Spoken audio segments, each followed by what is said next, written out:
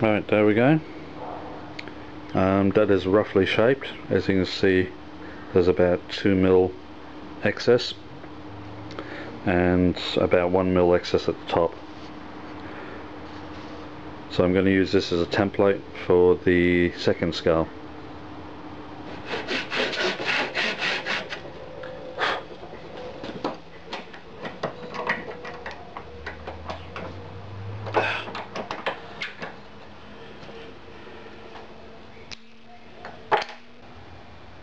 I just finished sanding that area flat.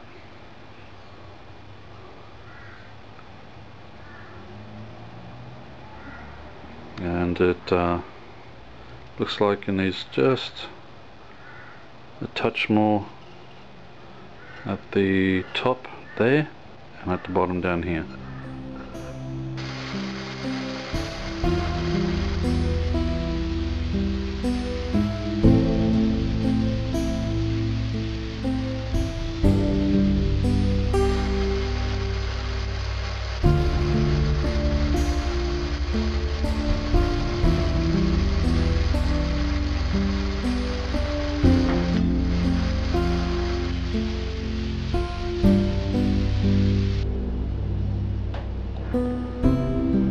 Job done.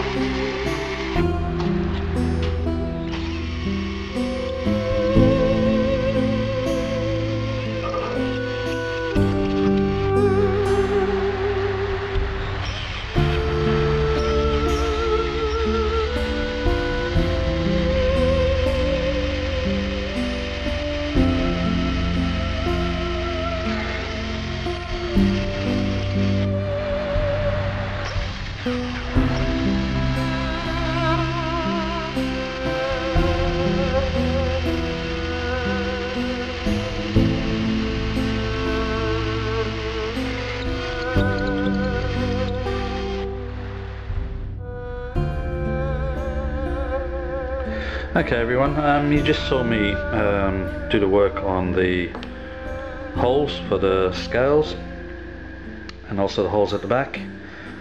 I also took one of these to the belt sander at my friend's workshop, because this one here is actually about 2mm thicker than that and I wanted to even it out. So I'm putting this flat on the belt sander, you know, taking off a bit of wood, and all of a sudden that happens.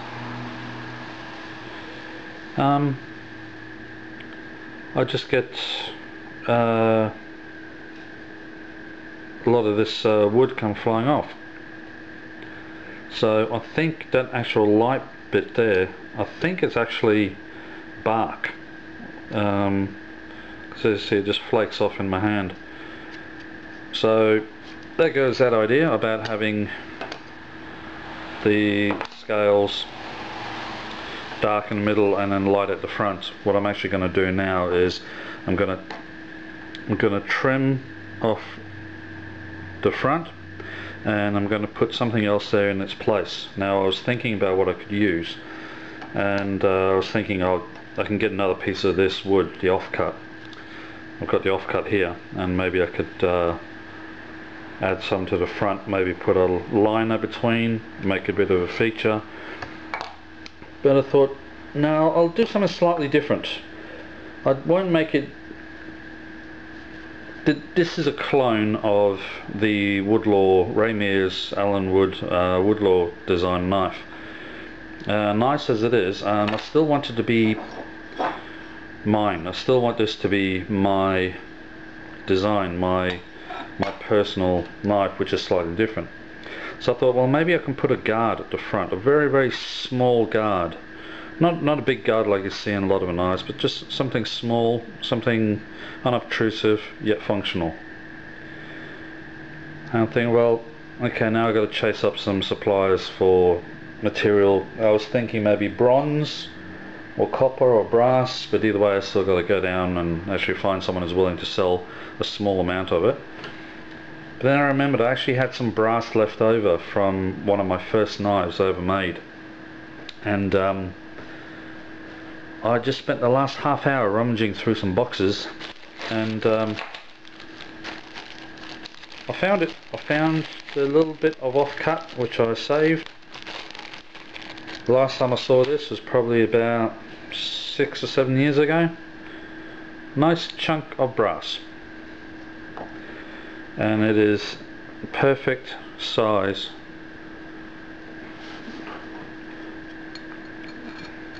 You can see here it's a perfect size to go onto my knife. So the height, I want the top of the guard to be flush with the spine of the knife. You can see it's flush here. It gives about, you know,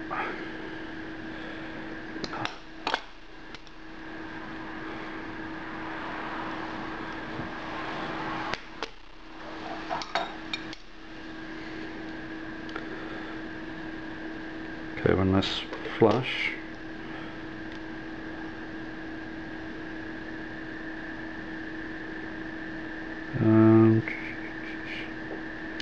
that is 6 mils. There's 6 millimeters of clearance, sorry, protrusion down the bottom, which is perfect. And the width of it, as you can see there, you know, that's pretty good as well,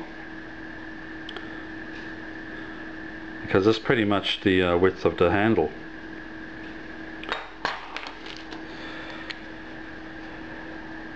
Once the handle is shaped,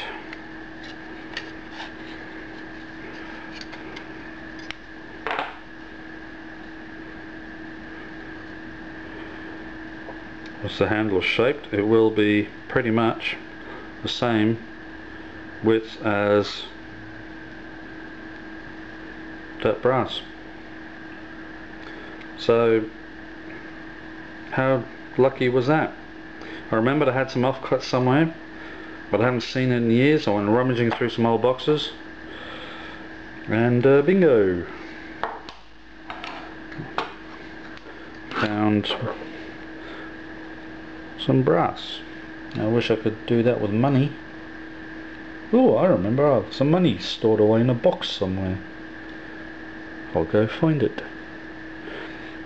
And for those of you who don't know, I'm currently unemployed, and I do not bring in very much money from unemployment benefits at all.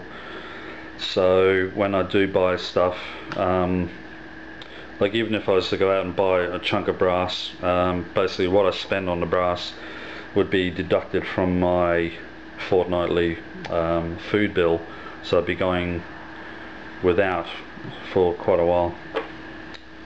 But anyway, that'll change when I get a new job, I hope, soon.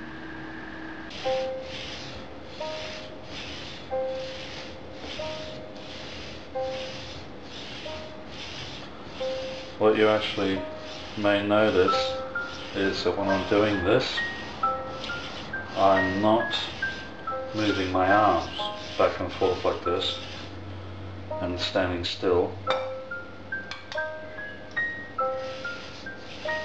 because I find that when your hands are in close compared to when they're outstretched, you can actually tilt the blade without realizing it. So what I'm doing is I'm holding my hands and my arms in the same position, but I'm actually moving my body back and forth. And I find by doing it this way, there's very, very little movement of the blade. And what I'm also using is, I leave the stone in its container and I use my fingers. As you see this finger here, I'm actually using it as a guide, and it's the exact same on the other side. If I move the blade away, you can see I'm running my fingers along the side of the stone.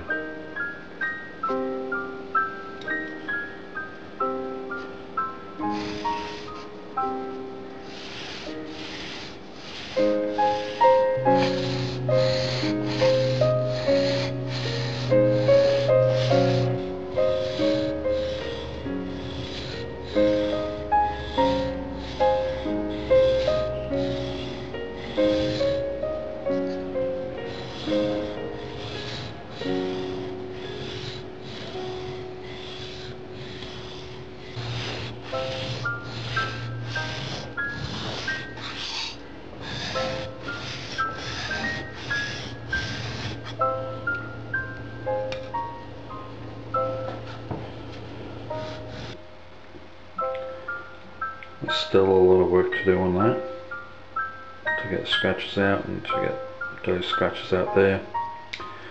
On the other side, which is the right side of the knife, as you can see, it's almost finished. And that's the side I was talking about, that I'm right-handed, so the right side of the knife, just that one, I find that easier to sharpen and polish, as opposed to the left side. So that's the reason why the right side is much better quality work. I still have some work to do down here, and some more to do on the tip. Whereas the left side, as you can see, still got a lot more work to do on that.